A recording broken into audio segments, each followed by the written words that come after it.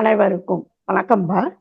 தமிழச்சி அனுசூயா கற்பது தமிழ்ல இருந்து நிகண்டு தொடர் பார்த்து வருகின்றோம். அதன்படி இன்றைக்கு திவாகர நிகண்டு கூறுகின்ற 14 மொழிகள் என்னென்ன, அந்த மொழிகள் என்னென்ன, அவை வழங்கப்பட்ட இடங்கள் என்னென்ன, அதாவது அன்றைக்கு வழங்கிய மொழிகளும் இன்றைக்கு அது வழங்கப்படுகின்ற இடங்களும் என்னென்ன என்பதை பற்றித்தான் இந்த பதிவில் நாம் காண இருக்கின்றோம்ப்பா. சரிங்களா? வீடியோவை முழுமையாக பாருங்கள். நன்றி. வாங்க வீடியோக்குள்ள போகலாம்.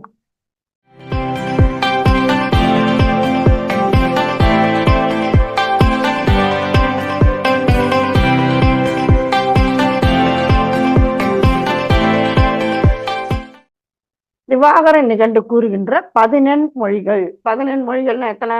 18. அம்மா எப்படி அம்மா? 10 அப்படின்னா 10ன்னு அர்த்தம். எண் என்றால் 8 என்று அர்த்தம். அப்ப 10 கூட்டல் 8 18. நம்ம சொல்லுவோம் இல்லையா, 8 தொகை 10 பாட்டு அப்படிங்கிற 14 கணக்கு. அந்த 14னா 10 கூட்டல் எண். சரிங்களா? சரி. இப்போ உலகம் முழுவதும் தொடர்பு கொள்ள முடியாத அந்த காலகட்டத்திலேயே 18 மொழிகள் வழங்கப்பட்டிருக்கின்றன. என்னென்ன? அங்கம், மங்கம், கலிங்கம், கௌசிகம், சிந்து, சோனகம், திரவிடம், சிங்களம், மகதம், கோசலம், மாடம், கொங்கணம், துளுவம், சாவகம், சீனம், காம்போஜம், பருணம், பப்பரம் என 14 பாடை. நல்லா பாருங்க, பாடைன்னு கொடுத்துட்டாங்க. பாடை அப்படின்னாக்கா வடமொழி சொல்லல பாஷை அப்படின்னு சொல்லி சொல்லுவாங்க. அப்படின்னு என்ன அர்த்தம்னா மொழின்னு அர்த்தம். அதனை தூய தமிழ்படுத்தி பாடை என்று இந்த நூலானது கொடுக்கின்றது. சரிங்களா? இப்போ இந்தியாவின் பல்வேறு பகுதிகளிலும் சுற்றுப்புற நாடுகளிலும் வழங்கிய, அப்ப முன்னொரு காலத்தில், இன்று வழங்குகிற, சரிங்களா, மொழிகள் ஆகும். சில மொழிகள் சில மாறுதல்கள் பெற்று வேறு பெயர்களுடன் இன்றைக்கு வழங்கப்படுகின்றன. இப்ப அந்த 18 மொழிகள் என்னென்ன? அங்கம். வட இந்தியாவில் உள்ள காசி நகரை சார்ந்த பகுதி அங்கநாடு. அங்கே வழங்கிய மொழி அங்கமொழி. கண்ணனை அங்கர்கோன் என பாரதம் கூறுகிறது. கண்ணன் அப்படின்னு சொல்லி சொன்னோம்னாக்க யாரு? கர்ணன். அப்போ இந்த தன்னகரையின் போட்டா கண்ணன் பாண்டவர்களுக்கு துணையாக இருந்தவர், அவர் கண்ணன். இவர் துரியோதனனுக்கு துணையாக இருந்தவர், கர்ணன் சொல்லி சொல்லுவோம் இல்லையா, அவரு. அதான் கண்ணன், அதாவது ரன்னகரையன். சரிங்களா? இந்த வேறுபாடு பார்த்துட்டாங்க, நினைவு வச்சுட்டாங்க. அடுத்ததாக வங்கம். வங்காள மாநிலத்தில் வழங்கும் வங்காளம் மொழி. கலிங்கம். ஏறக்குறைய நர்மதை ஆறு மற்றும் துங்கபத்திரை ஆற்றிற்கு இடைப்பட்ட பகுதி கலிங்க நாடு ஆகும். இன்று இது ஒரிசா என அழைக்கப்படுகிறது. அசோகரும் குலோத்துங்க சோழனும் ஒவ்வொரு காலத்துல வென்ற பகுதி நாடு இது. முன்பு வழங்கிய மொழி கலிங்க மொழி. இப்பொழுது இம்மொழி ஒரியி எனப்படுகிறது. கௌசியம். வட இந்தியாவில் வழங்கிய ஒரு மொழி. சிந்து. வடக்கே சிந்து மாநிலத்தில் வழங்கும் சிந்தி மொழி. சோனகம். வெளிநாட்டவராகிய கிரேக்கர், அரேபியர் போன்றோரை சோனகர் என்றும் அவரது மொழியை சோனகம் என்றும் வழங்கினர். அதாவது பட்டினப்பாளையில நம்ம பார்க்கலாம், வியாபாரம் செய்வதற்காக நாடுகள்லேருந்து, பல்வேறு நாடுகள்லேருந்து வந்தவர்கள் கிரேக்கர்கள், அரேபியர்கள், பாலஸ்தீனியர்கள் நம்ம பார்த்துருக்கின்றோம். யவனர் அப்படின்னு நம்ம சொல்லுவோம் இல்லைங்களா? அவர்கள் பற்றிய குறிப்பு தான் இது. அடுத்ததாக திரவிடம். இது தமிழ் மொழி. நாளடைவில் தமிழிலிருந்து பல மொழிகள் தோன்றின என்பது யாவரும் அறிந்த செய்தி. அடுத்து சிங்களம். இலங்கையில் வழங்கும் சிங்கள மொழி. மகதம். வடக்கே உள்ள பீகார் மாநிலத்தின் குறிப்பிட்ட பகுதி மகத நாடு. மௌரிய பேரரசுக்கு உரியது. இங்கு வழங்கிய மொழி மகத மொழி ஆகும். அடுத்து 10வது கோசலம். வடநாட்டில், அதாவது உத்தரப்பிரதேசத்தில் கங்கையாறு மற்றும் அயோத்தியை தலைநகராக கொண்ட பகுதி கோசல நாடு. இங்கே வழங்கிய மொழி கோசல மொழி. அடுத்து 11 மராடம். இன்றைய மகாராஷ்டிரா, அதாவது பம்பாய் மாநிலத்தில் வழங்கும் மகாராஷ்டிர மொழி. இன்றைக்கு அதை மராட்டி மொழி அப்படின்னு சொல்லி சொல்றாங்க. சரிங்களா? அடுத்ததாக 12 கொங்கணம். அரபிக்கடலுக்கு கிழக்கும், மேற்கு தொடர்ச்சி மலைக்கு மேற்கும், கோவாவிற்கு வடக்கும், குஜராத் நாட்டுக்கு தெற்குமான எல்லைக்கு உட்பட்ட பகுதி கொங்கணம் எனப்படுகிறது. இங்கு பேசிய மொழி கொங்கண மொழி எனப்படுகிறது. அடுத்ததாக துளுவம் 13. கேரள நாடு மற்றும் கன்னட நாட்டிற்கு இடையே குறிப்பிட்ட பகுதியில் பேசும் மொழி. கல்யாணபுரி ஆற்றுக்கும் சந்திரகிரி ஆற்றுக்கும் இடைப்பட்ட பகுதியில் ஏறத்தாழ 700,000 மக்களால் இன்று பேசப்படுவதாக சொல்லப்படுகிறது.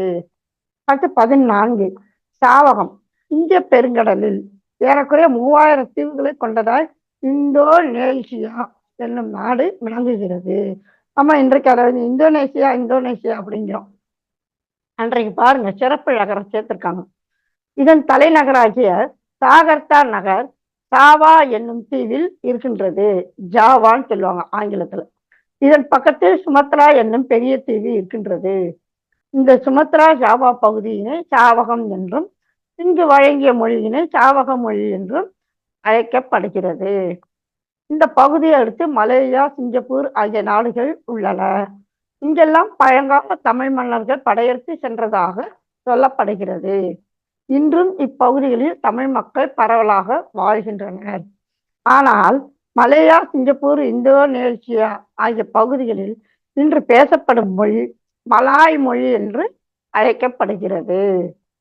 சரிங்களா? அடுத்து 15. சீனம் இந்தியாவின் வடக்கே இருக்கின்ற சீன நாட்டில் வழங்கும் மொழி. ஓவிய எழுத்துக்களை கொண்டது. மேலிருந்து கீழ் நோக்கி ஒன்றன் கீழ் ஒன்றாக எழுதப்படுவது. அடுத்ததாக காம்போஜம் இந்தியாவின் வடமேற்கு, அதாவது பாகிஸ்தானுடைய பெஷாவர் அந்த எல்லையை சேர்ந்த பகுதி காம்போஜம். இங்கே பேசப்பட்ட மொழி காம்போஜம் மொழி. தென்கிழக்கு ஆசியாவில் உள்ள கம்போடியா என்னும் நாடும் காம்போஜம் என்று அழைக்கப்பெறுகிறது. அடுத்து 17. வருணம் இது ஒரு வட இந்திய மொழி. பப்பரம் இதுவும் ஒரு வட இந்திய மொழி ஆகும். இந்த 18 மொழிகள்ல சோழகம், சிங்களம், சாவகம், சீனம் இந்த 4ஐ தவிர மற்ற 14ம் இந்திய பெருநாட்டை சேர்ந்த மொழிகள் ஆகும். சரிங்களா? இதெல்லாம் இப்ப நம்ம மேல பார்த்த அதே நுட்பம் மாதிரி தான். சிங்களம், சோழகம், சாவகம், சீனம், துலுக், குடகம், கொங்கணம், கன்னடம், கொல்லம், தெலுங்கம், கலிங்கம், மங்கம், கங்கம், மகதம், கடாரம், கவுடம், கடுங்குசலம், தங்கும் புகழ் தமிழ்சூழ் 17 புவி தாம் இவையே என்று இலக்கணங்களுடைய உரை நூல்கள் கூறுகின்றன. தமிழ்நாட்டை அடுத்தடுத்து தொடர்பு கொண்ட 17 நாடுகள் இந்த பாடலில் பேசப்படுகின்றன. இந்த பாடலையும் திவாகர நுட்பாவையும் நாம் உற்று பார்த்தோமானால் தமிழர்கள் பல நாட்டினரோடு பல மொழியினரோடு தொடர்பு கொண்டிருக்கிறதை நாம் அறியலாம். இதுல பாத்தீங்கன்னா தமிழ் மொழி திராவிடம் அப்படிங்கிற மாற்று பெயரால் திவாகரத்தில் சுட்டப்படுகின்றது. இந்த குறிப்பு பார்த்துக்கோங்கப்பா, நிறைய முறை தேர்வில் இடம்பெற்றிருக்கு இந்த வினாவாக. வட இந்திய மொழிகள் பலவற்றை தனித்தனியே எடுத்து மொழிந்த திவாகரம் தமிழ், தெலுங்கு, கன்னடம், மலையாளம் என்னும் தென்னிந்திய மொழிகளை தனித்தனியாக கூறவில்லை. இந்த நூல் எழுதப்பட்ட 8ஆம் நூற்றாண்டில் மலையாளம் என்னும் ஒரு மொழி இல்லை. மலையாள நாடு அப்போது சேர நாடு. இப்போதும் கூட தமிழும் மலையாளமும் ஏறக்குறைய ஒரு மொழி என்று கூறுவார்கள். அதே போன்று கன்னடமும் தமிழும் ஒன்றே என்று கூறுவார்கள். சரிங்களா? ஆக இதுவரைக்கும் நம்ம பார்த்தோம்னாக்கோ திவாகர நிகண்டு கூறுகின்ற 17 மொழிகள் என்னென்ன, அவை எந்தெந்த பகுதிகளை சார்ந்தது. 17 மொழிகள்னா அப்ப 18 பகுதிகளை சார்ந்தது.